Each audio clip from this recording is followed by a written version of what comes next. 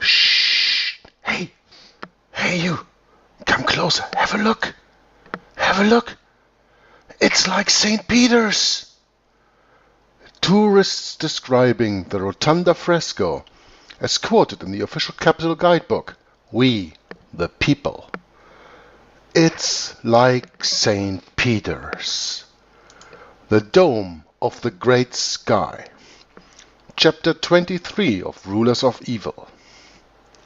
Archbishop John Hughes of New York sailed for Rome in the autumn of 1851, just after Congress had approved funds to enlarge the capital. Hughes had laid the cornerstone for St. Patrick's Cathedral in Manhattan, and had helped the Jesuits establish Fordham University in Westchester. Now he was helping them decorate the capital's interior. In Rome, Superior General John Rotan, where I have to make a little comment on. In a few pages from here, I will go into Superior General Peter Jan Becks. As you remember, I said both Peter Jan Becks and the mentioned General John Rotan seemed to me to be Dutch or Belgian when I read chapter 22, just because of their name. I just got a hint there. So they are Dutch-Belgian. The one is Dutch, the other one Belgian. And I will explain the successor of Rotan a little later in the reading. But here's an interesting thought. As you probably remember from chapter 22, you know that these two generals worked for the flooding of the United States of America with, first and for all, Catholics from Ireland and from Italy and I don't know whatever Catholic countries. Today we have at least two generals working for the same goal in addition to flood Europe with Islamic refugees. And of course, America, as I mentioned, working for the same goal, flooding America with more Catholics. One of them being Peter Hans Kolvenbach, who is also Dutch from origin. Well, every official paper will tell you that Peter Hans Kolvenbach resigned in 2008 and Adolfo Nicolas took over, who has already announced that in 2016, this year, he will retreat. Therefore you have to know that never ever before in the history of the Jesuits, a general, a superior general, has ever resigned living from his post. Peter Hans Kolvenbach was the first one. And I don't believe a little bit that he went away from the position of Superior General. Especially not after you know how very, very well Lorenzo Ricci was playing the game of deceit. Peter Hans Kolvenbach, Adolfo Nicolas, and not to forget our beloved Pope, Jorge Bergoglio, who also is a Jesuit of the Fourth Vow. They are as cunning as Lorenzo Ricci is, I'm quite sure. But the author continues on the second paragraph of the new open chapter 23. In Rome, Superior General John Rotan introduced the Archbishop to Constantino Brumidi, an artist boasting an impressive list of credits. Brumidi had painted an acclaimed portrait of Pio IX, as you know, Pope Pius IX, which the Vatican still exhibits, an immaculate conception in the little sanctuary of the Madonna of del Archetto in Via San Marcello, and the restoration of 3 16th century frescoes in the Vatican Palace. Brumidi was good. General Rotan had determined to make him America's Michelangelo. Archbishop Hughes let it be known that Brumidi would be welcome to paint some frescoes in churches of the New York Bishopric. General Rotan then went about making the Vatican's artist acceptable to American egalitarianism. Soon after the Archbishop left Rome for New York, the Vatican accused Constantino Brumidi of criminal acts.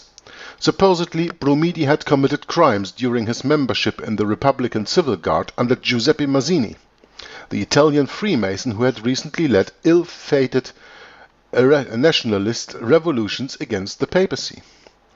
These crimes were said to have included a. Refusing to fire on his Republican friends, b. looting several convents, and c.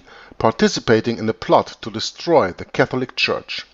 Acts reasonably sure to merit a hero's welcome in Protestant America. The architect of the Capitol's unpublished dossier on Brumidi, which I was permitted to examine during 1993, notes that, quote, several widely divergent accounts suggest that Constantino Brumidi himself was probably the source of at least some of the legends, unquote. Vatican justice found the artist guilty in December 1851 and sentenced him to 18 years in prison. Several weeks later, the sentence was reduced to 6 years. And within 2 months, on March 20th, Pio IX himself quietly granted Brumidi an unconditional pardon. General Rotan then placed his newly created Republican freedom fighter on a ship bound for America. Brumidi arrived in New York Harbor on September the 18th. On November 29th, he filed for state citizenship with the New York Court of Common Pleas. Although the invite had come to paint New York churches, there was no such work to be done there. Instead, the Archbishop sent him to Mexico City, by way of Washington, D.C. In Washington, Brumidi was received by his Masonic brother, Thomas Eustace Walter. For 2 years, Walter had been serving President Millard Fillmore as architect of the Capitol. When the cornerstone for Walter's capital expansion plan was laid on the 4th of July 1851, President Fillmore and Commissioner of Public Buildings Benjamin B. French, who also happened to be Grand Master of the Masonic Fraternity, led a colorful ceremony. Washington's popular national intelligencer reported the occasion was, quote, welcomed by a display of national flags and the ringing of bells from the various churches and engine houses, unquote. Thomas Walter needed Constantino Brumidi, an edifice as important as the United States Capitol, like the palaces of Augustus and Nero, the baths of Titus and Livia, the loggia of Raphael at the Vatican, required the most noble and permanent interior decoration possible. Only fresco painting, in which pigments are mixed with wet mortar immediately before application to the surface, would suffice. And only Constantino Brumidi, of all the artists living in America, knew how to paint fresco. But the dome was not yet ready to be frescoed, so the artist was rooted to the sunny, Italianate climate of Mexico City to enjoy life, to ponder his subject matter at a casual pace, to wait for the call. 2 years later, on December 28, 1854, less than 3 weeks following Pio IX's decree to the doctrine of the Immaculate Conception, Constantino Brumidi appeared in the office of Montgomery C. Meigs, supervising engineer of the Capitol Extension project. The Capitol's unpublished dossier on Brumidi relates that as the two men conversed in broken French, Brumidi struck Meigs as, quote, a lively old man with a very red nose, either from Mexican suns or French brandies, unquote. The immediate upshot of their conversation was a commission to paint a fresco covering the elliptical arch at one end of Meigs' office in the Capitol. It was the first fresco ever painted in the United States, as well as Brumidi's first in 5 years. The fresco celebrated the coming Civil War in terms of Roman history. According to the Commission's report, it depicted, quote, a senator who points to Rome and appeals to Cincinnatus to come to the help of his country. Now, Cincinnatus. Probably I haven't told you this before in the reading, but what is the Society of Cincinnatus that Tupper Saussy mentions here right now? Before he goes into any deeper into the explanation of the Society of Cincinnatus, I will give you a little bit explanation of that. The society is named after Lucius Quincticus Cincinnatus, who left his farm to accept a term as Roman consul and served as Magister Populi, with temporary powers similar to that of a modern-era dictator. He assumed lawful dictatorial control of Rome to meet a war emergency. When the battle was won, he returned power to the Senate and went back plowing his fields. The Society's motto reflects that ethic of selfless service. Omnia reliquit servave rem publicam, meaning he relinquished everything to save the Republic. On June 19, 1783, the General Society of the Cincinnati adopted the bald eagle as its insigne. It is one of America's first post-revolution symbols and an important piece of American iconography. It is the second official American emblem to use the bald eagle, following the Great Seal of the United States. Well, we talked about the Great Seal in Chapter 22, as you'll remember. The insigne may have been derived from the same discourse that produced the seal. Well, that may have, I think you can scratch. The suggestion of the bald eagle as the Cincinnati insigne was made by Major Pierre L'Enfant, a French officer who joined the American Army in 1777, served in the Corps of Engineers, and became one of the first members of the Society. He observed that the bald eagle, which is unique to this continent and is distinguished from those of other climates by its white head and tail, it appears to me to deserve attention. In 1783, L'Enfant was commissioned to travel to France to have the first eagle badges made, based on his design. L'Enfant later planned and partially laid out the city of Washington, D.C., as we read in Chapter 22. The medallions at the center of Cincinnati American eagle depict, on the obverse, Cincinnatus receiving his sword from Roman senators, and, on the reverse, Cincinnatus as his plough being crowned by the figure of a theme, a personification of fame. The Society's colors, light blue and white, symbolize the fraternal bond between the United States and France. George Washington was elected the first President General of the Society of Cincinnatus. He served from December 1783 until his death in 1799. The second President General was Alexander Hamilton. Upon Hamilton's death, due to his duel with Aaron Burr, the third President General of the Society was Charles Cotesworth Pinckney. In 1808, he ran unsuccessfully for President of the United States against James Madison. Its members have included notable military and political leaders, including 23 signers of the United States Constitution. When news of the foundation of this society spread, Judge Adenus Burke published several pamphlets under the pseudonym Cassius, where he criticized the society as an attempt at re-establishing an hereditary nobility in the new republic. I'm going to repeat that sentence because it is quite important.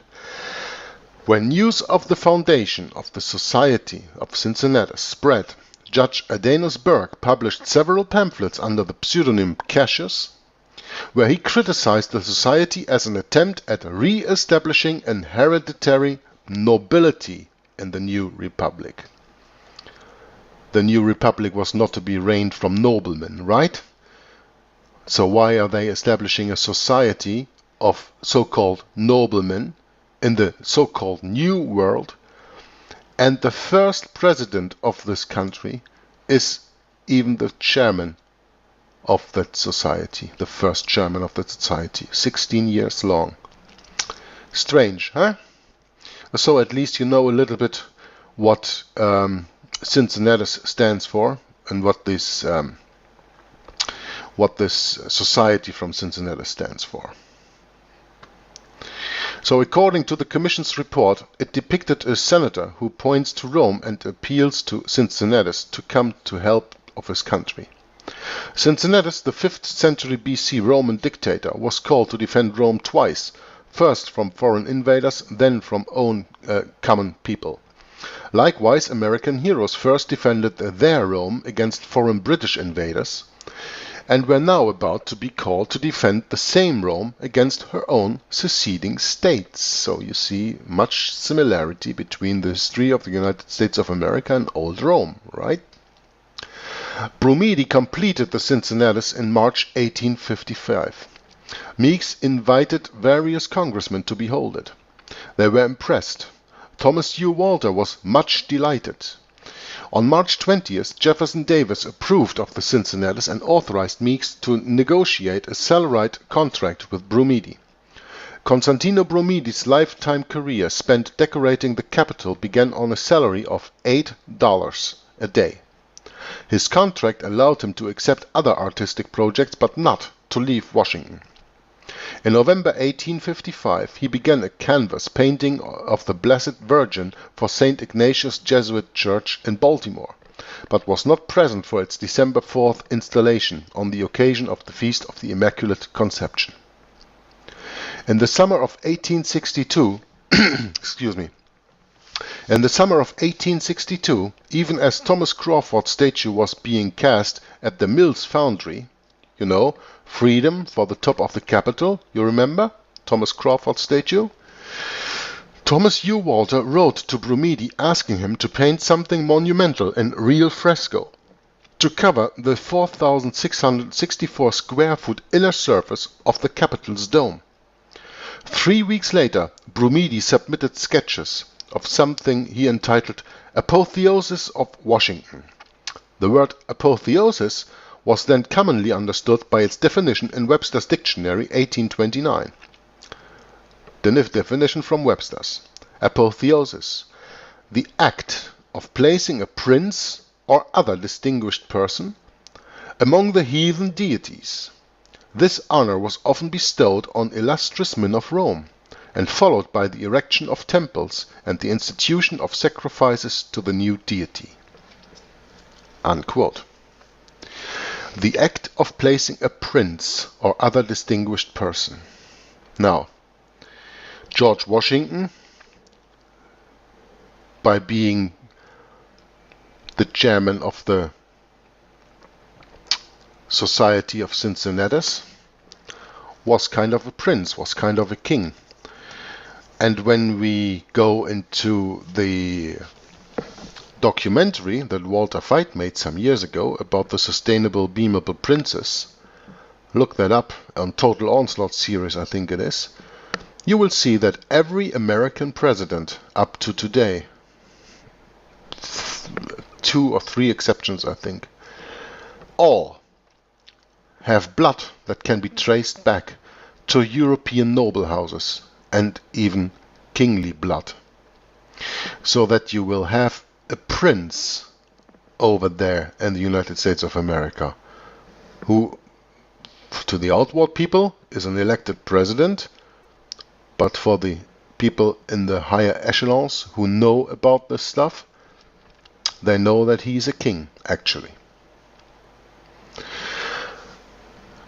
On the bottom of page 250, the author continues, Walter responded aesthetically to the apotheosis, writing the artist that, quote, no picture in the world will at all compare with this in magnitude, unquote. He praised the design before worshipful master and commissioner of buildings Benjamin French as, quote, probably the grandest and the most imposing that has ever been executed in the world, unquote. French enthusiastically agreed, adding that the Secretary of Interior was also greatly impressed. Final approval of Apotheosis at a price of $40,000 came on March 11, 1863, just as the Immaculate Virgin was being placed on her temporary pedestal on the Capitol's east grounds. Quote, frustrating delays in manpower, unquote, according to official histories, would hold the fresco in abeyance until December 1864. On April 9, 1865, Richmond fell and the Confederacy surrendered to Ulysses S. Grant. Less than a week later, on the evening of April the 14th at Fourth Theater, during an instant of hilarious laughter, one of the country's leading actors, John Wilkes Booth, cried out an oath summarizing the liberation theology of Cardinal Robert Bellarmine. Sic semper tyrannis! Always this, meaning death, to tyranny, and fired a shot into the head of President Abraham Lincoln. Sic semper tyrannis is also the motto of Virginia, then considered a state in rebellion. Might Booth's cry have been intended to give the assassination the look of an official act of the Confederacy, much in the way Lee Harvey Oswald's much-touted sympathy for Cuba initially gave the Kennedy assassination the look of communist revenge?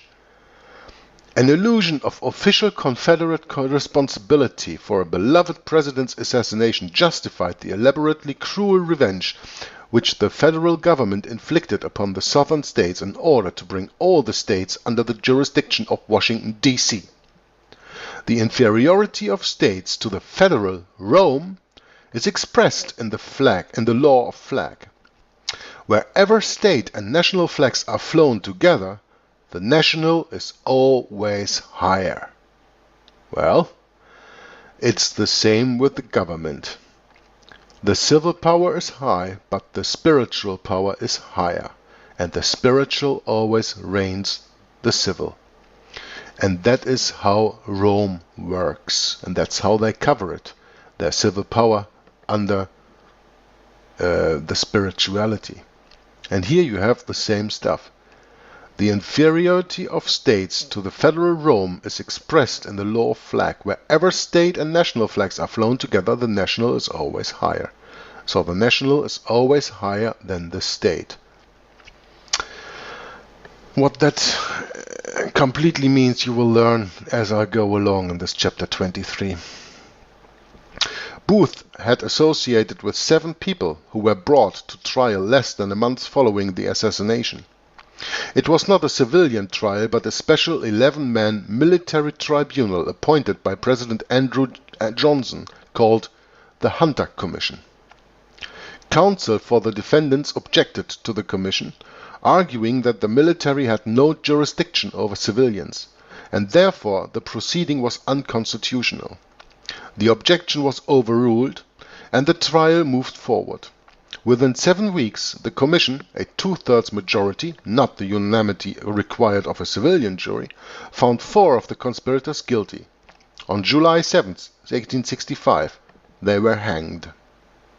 Quote, "The great fatal mistake of the American government in the prosecution of the assassins of Abraham Lincoln," wrote Reverend Charles Ch23, the excommunicated priest from Lincoln had successfully defended in his early law career. See note 2 in chapter 22 when you're going to go back to that. Was to cover up the religious element of that terrible drama. But this was carefully avoided throughout the trial. Unquote. The religious element, the fact that all 7 of the conspirators were devoted Roman Catholics, was carefully avoided because of who controlled the trial.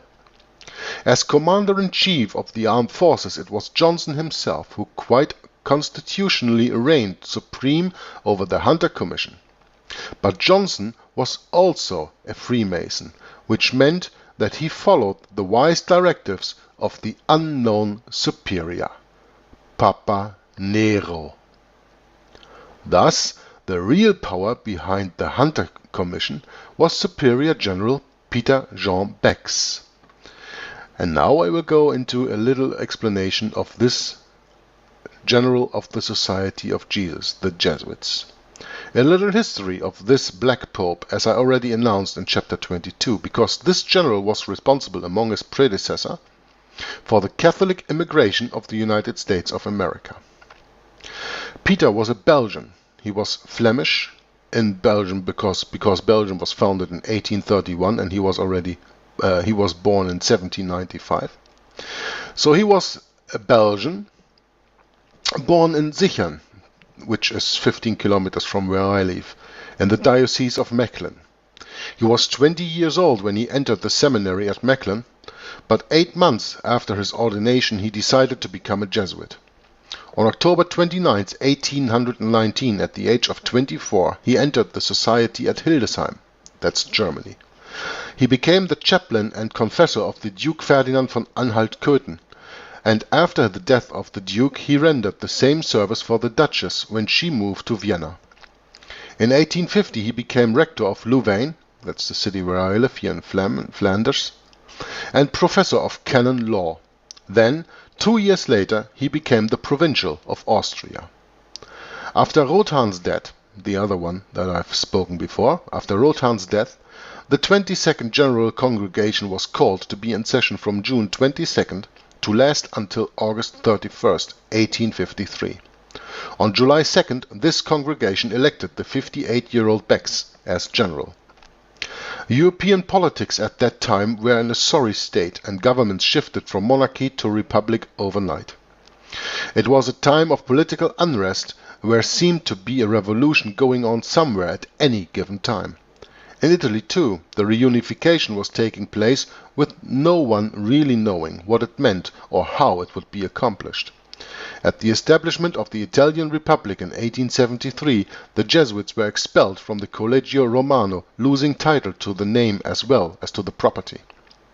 They moved into the German college on Via del Seminario, changed its name to Université Gregoriana del Collegio Romano, and remained in the location until the political situation had changed in 1930, when they moved into their new building near the Quirinale. That is thus after the Lateran Treaty that gave the Vatican back its civil power. The contract Mussolini signed with the Vatican paid 750 million liras repair payment, and that started the healing wound that we read in Revelation chapter 13. In 1873, too, it was judged prudent to move the Curia. On October 30th, 1873, the general and 2 fathers moved to the Villa San Girolamo in Fiesole, which then became the seat of the Jesuit Curia Generalis. The air was certainly better there than in Rome, both physically and politically. On May 11th, 1883, Father Becks, the coming Superior General, announced that he was convening the 23rd General Congregation for September 15th. The reason for his announcement was that, with the Holy Father's consent, he had selected Father Antonio Maria Anderlidi as his permanent Vicar General with the right of succession. He wanted the approval of the General Congregation for this decision. Becks was getting feeble and needed the help of a trusted lieutenant. The fathers of the congregation approved his plan of action after Leo XIII asked Becks to remain and give guidance. On September 24, 1883, Becks then imposed silence on the whole congregation in reference to his affair.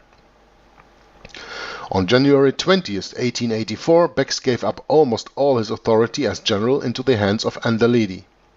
He then retired to the German college in Rome, where he lingered on quite feeble and finally died 3 years later on March 4, 1887. Anderlidi then succeeded him as the 23rd General of the Society of Jesus. Becks had been general for 33 years and 8 months, from 1853 until 1887, when he died at age 88 years in Rome. During his generalate, literary progress had been made by the founding of the new famous Jesuit journal La Civiltà Cattolica in Naples, then moving to Rome, Raison y Fait in Madrid, and the first issue of Etude came out in Paris. The body of Father Peter Becks was taken to the Campo Verano cemetery of Rome, where it was interred into the newly constructed Jesuit mausoleum. So that's a little bit background information on Superior General Peter Jean Becks, who together with his predecessor Rothaan made sure the new founded United States of America got an invasion of Catholic people, so that by the time of 1850 Roman Catholicism would be the biggest denomination, quote-unquote denomination, in the United States of America. Well, it's a church. It's not a denomination. It's a church. It's a church of Satan, the Roman Catholics. So, just giving you a little bit more background knowledge. So I'm going to repeat the last sentence. Thus, the real power behind the Hunter Commission was Superior General Peter Jean Becks. a relatively young Belgian who was a great favorite of Pio IX, Pope Pius IX, the only head of state in the world to recognize the Southern Confederacy as a sovereign nation. Obedient to the will of General Bax, President Johnson issued an executive order closing the courtroom to the working press. At the end of each day, officials would ration to selected reporters from the Associated Press news carefully evaluated to keep quote-unquote the religious element out of the public consciousness. Shall I read that again for better understanding? At the end of each day, listen carefully, officials would ration to selected reporters.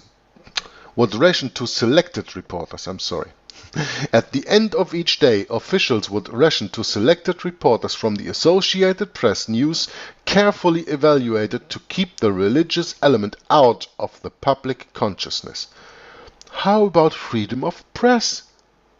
Isn't that censorship at its best, what I've just read? Doesn't that smell like propaganda? Not telling the people that this assassination had a religious element to it?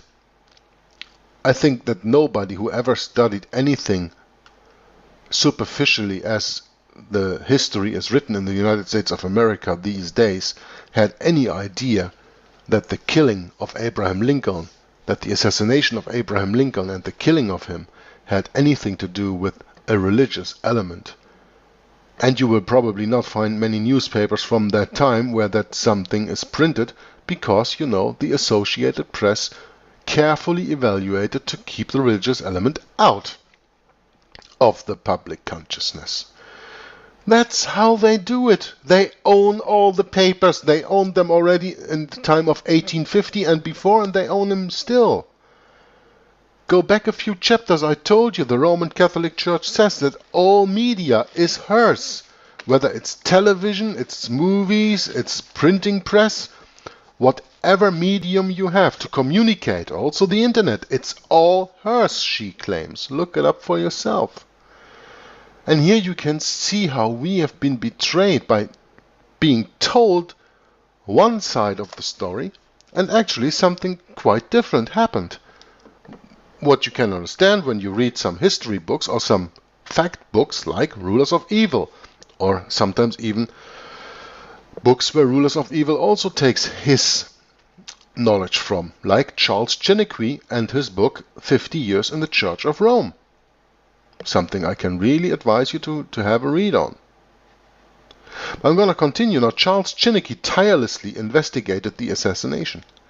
After the conspirators were executed, he went incognito to Washington and found that, quote, not a single one of the government men would discuss it with me, except after I had given my word of honor that I would never mention their names. I saw, with a profound distress, that the influence of Rome was almost supreme in Washington. I could not find a single statesman who would dare to face that nefarious influence and fight it down. Wow. Can you believe this? Go back to chapter 1 of Rulers of Evil. Subliminal Rome.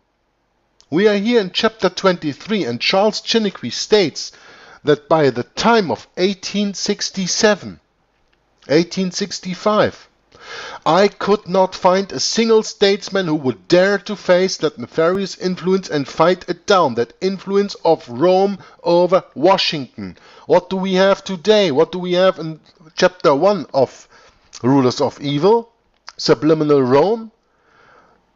All the senators, all the Catholic lay people who hold offices that control everything of the open life of the Americans.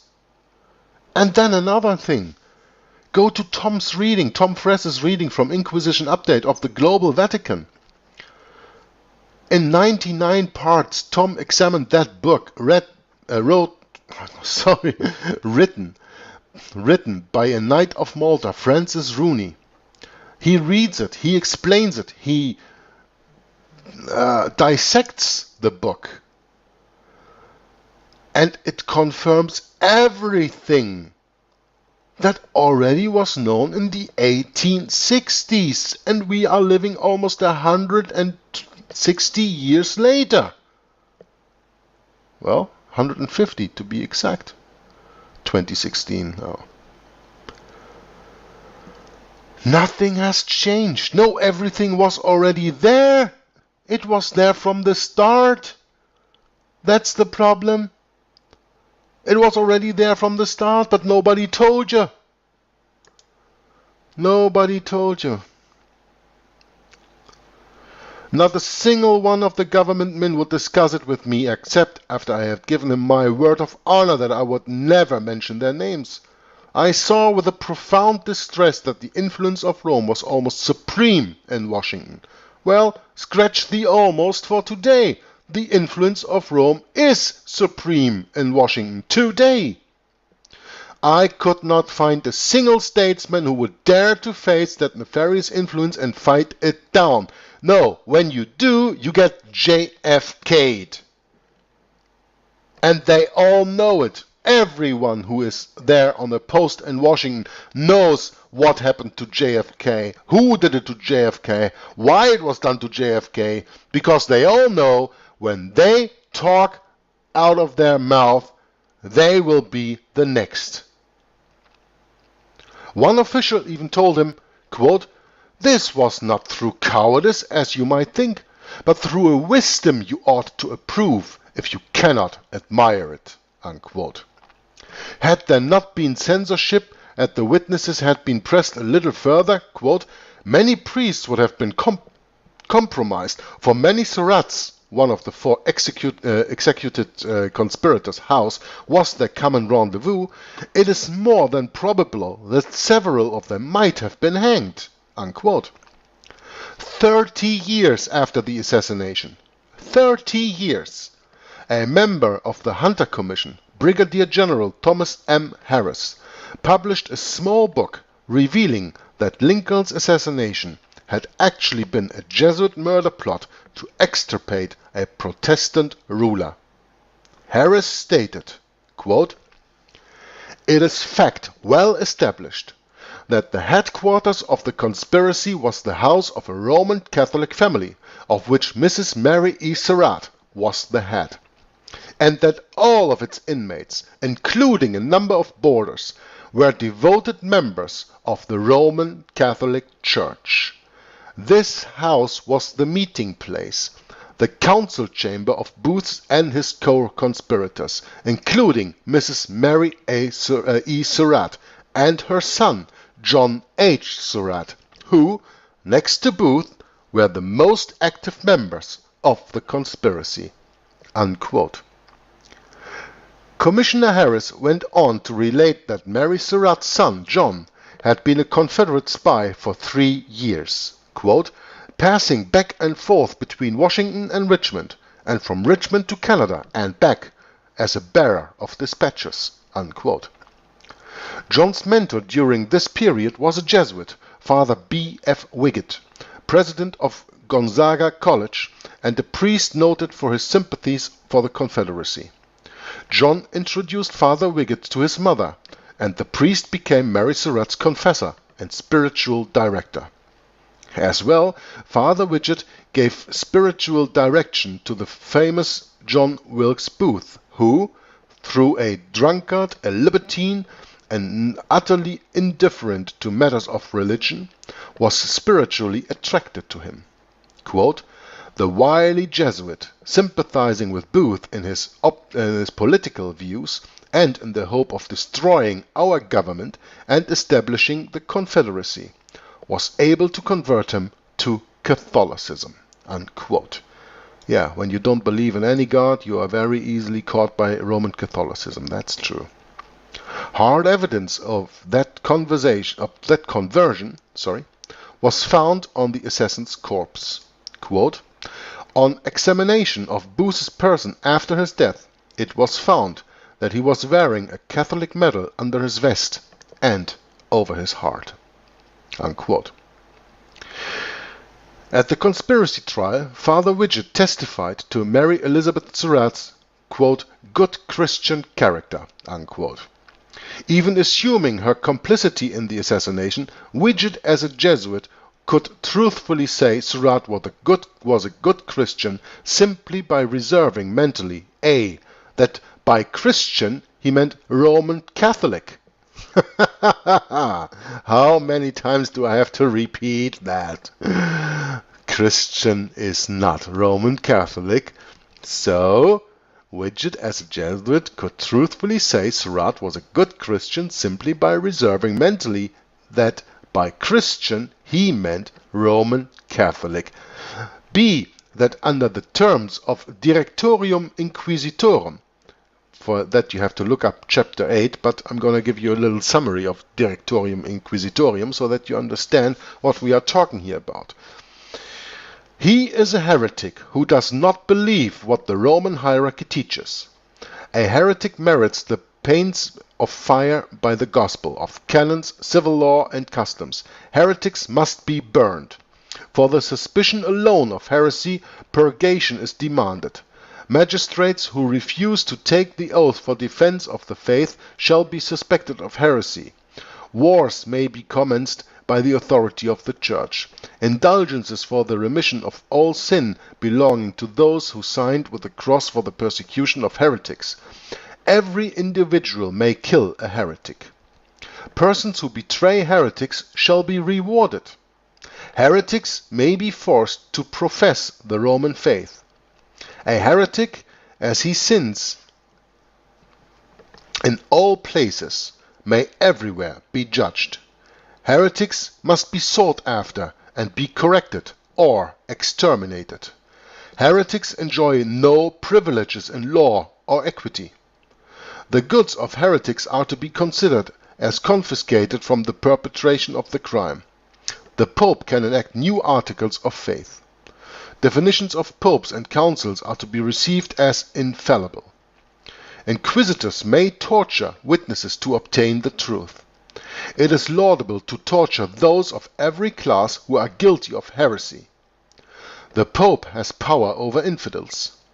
The Church may make war with infidels. Those who are strongly suspected are to be reputed as heretics. He who does not inform against heretics shall be deemed as suspected. Inquisitors may allow heretics to witness against heretics, but not for them.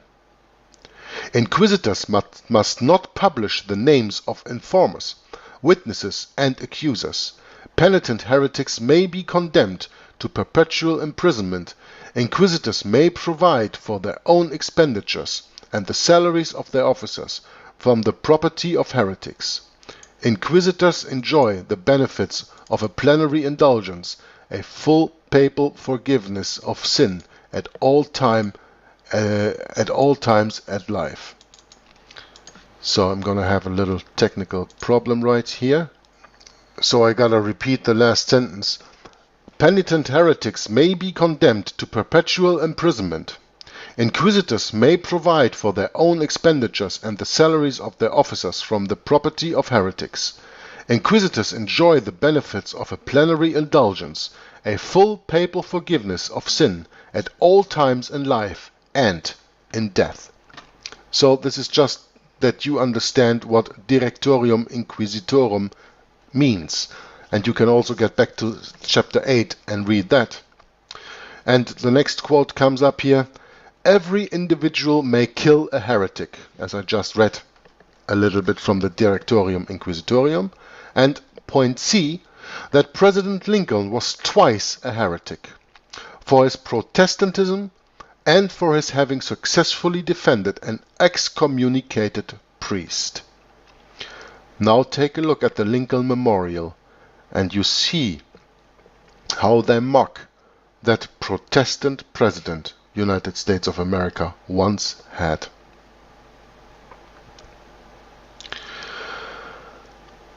The author continues in the next paragraph. But Mary, after all, quote, kept the nest that hatched the egg, unquote, as President Johnson put it, and was hanged. Conditional to her death sentence was a provision that a petition for mercy would be attached and sent to Johnson. By execution day, July 7, 1865, Surratt's daughter Anna had heard nothing from the president. Distraught, she appeared at the White House to beg him for clemency. 2 government men stood in her way. Preston King and Senator James Henry Lane denied her access to the president, who later declared he had never received any petition for mercy. The following November, Preston King drowned his body laden with weights. In March, Senator Lane shot himself. Well, those 2 people took care that Surratt was executed. And Mary E. Surratt was a Jesuit coadjutor. Now Preston King drowned the following November, and Senator Lane shot himself. Well, I say he was suicided by Jesuits. In the judgment of one modern investigator, quote, some person or persons were apparently determined that Mary Surratt should not live. Unquote. Shortly thereafter, the Supreme Court rendered a landmark decision that would have won all the conspirators a jury trial. Ex parte Milligan held that military courts have no jurisdiction over civilians. Milligan lent Mary Surratt's death at the hands of Protestants an aura of tragedy and Catholic martyrdom. Yeah, the Catholics have another martyr, Mary E. Surratt, who, without her help, the assassination of Abraham Lincoln would not have been possible.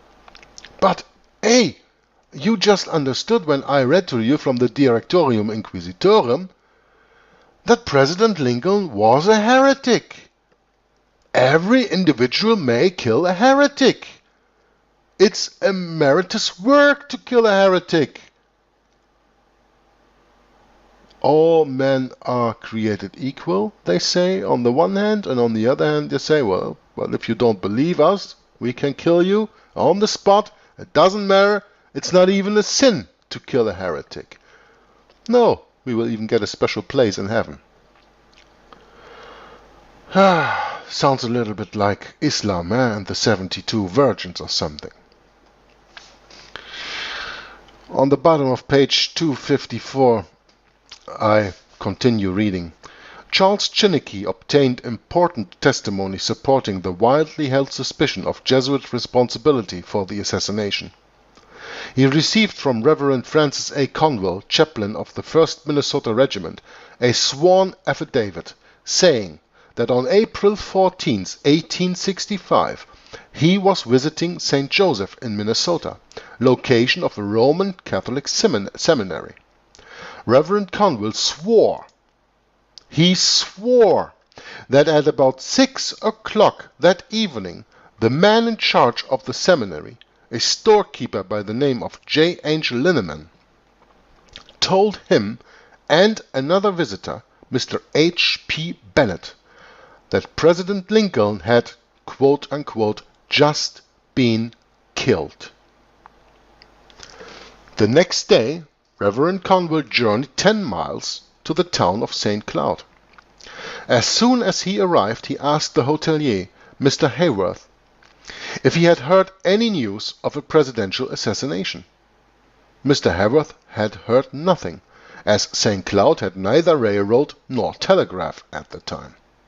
On the following morning, April 16th, on his way to preach a sermon in church, Reverend Conwell was handed a copy of a telegram brought up by stagecoach from Anoka, Minnesota. The telegram announced that President Lincoln had been assassinated on Friday evening at about 9 o'clock. On the morning of Monday the 17th, Reverend Conwell hurried up to St. Paul and reported to the newspaper that in St. Joseph he had been informed of President Lincoln's assassination 3 hours before the event took place. The paper published his report. Quote, "We have now before us," wrote Commissioner Harris, "positive evidence that these Jesuit fathers, priests of Rome, engaged in preparing young men for the priesthood away out of the village of St. Joseph in far-off Minnesota were in correspondence with their brethren in Washington City and had been informed that the plan to assassinate the president had been matured. The agent for its accomplishment had been found, the time for its execution had been set, and so sure were they of its accomplishment that they could announce it as already done 3 or 4 hours before it had been consummated. The anticipation of its accomplishment so elated them that they could not refrain from passing it around as a piece of glorious news." Unquote. Meanwhile, through the Lincoln assassination and its aftermath, the Vatican's artist Constantino Brumidi, along with some 70 French and Italian assistants, applied pigmented mortar to the interior canopy of the Capitol dome. They were still working when the first session of the 39th Congress met on September 4, 1865. Not until the following January did the scaffolding come down. When it did, viewers were awestruck by what they beheld. Brumidi had crowned the ceiling of America's Legislative Center with a glorious panoramic visualization from Book 6 of Virgil's Aeneid, where Aeneas' blind father, Anchises, explains Novus Ordo Seclorum. Quote, "Here is Caesar, and all the line of Julius, all who shall one day pass under the dome of the great sky. This is the man, this is one, of whom so often you have heard the promise, Caesar Augustus, son of the deified, who shall bring once again an age of gold to Latium, the land where Saturn reigned in early times. He will extend his power beyond the Garamans, Africans, and Indians, over far territories north and south of the zodiacal stars, the solar way." Unquote. Now, who shall bring once again an age of gold to Latinum? That is Rome. And don't forget, Washington used to bear the name Rome. And this you can read in that statement that was done, taken from Virgil's Aeneid, where Aeneas' blind father explains the Novus Ordo Seclorum, as painted on your dollar bill.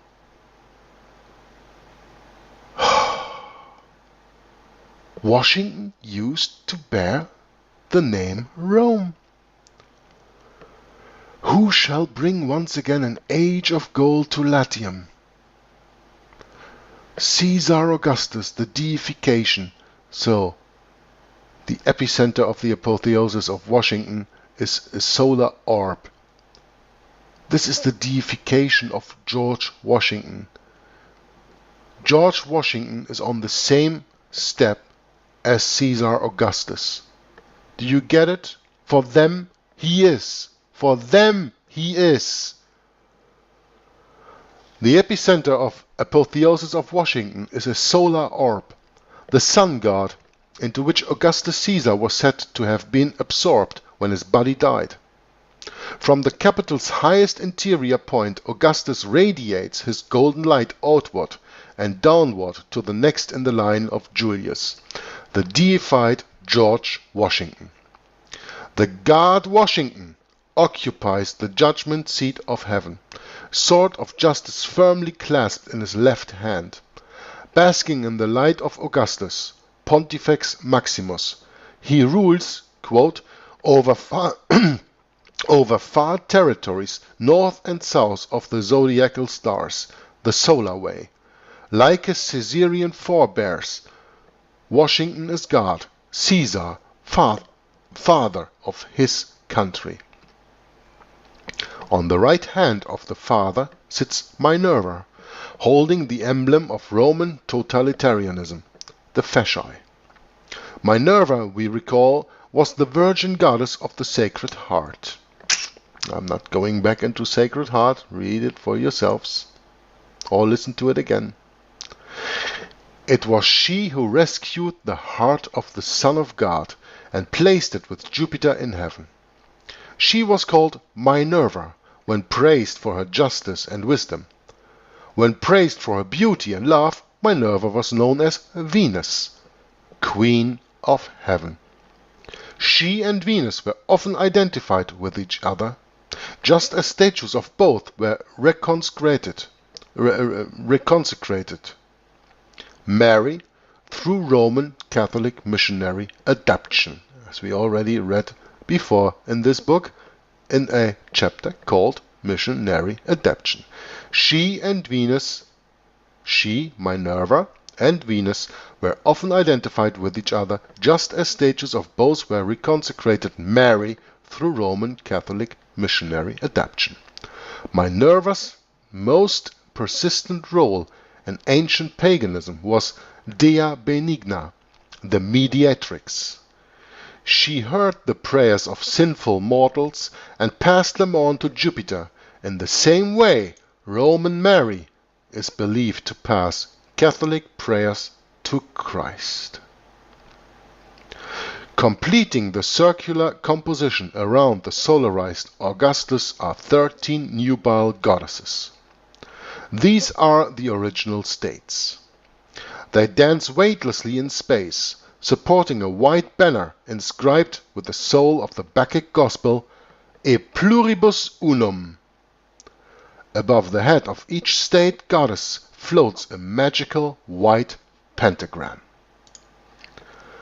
So I will stop here on the end of page 256 with the part 1 of the reading of chapter 23 from Rulers of Evil, and continue on page 257 in part 2. Thanks for listening.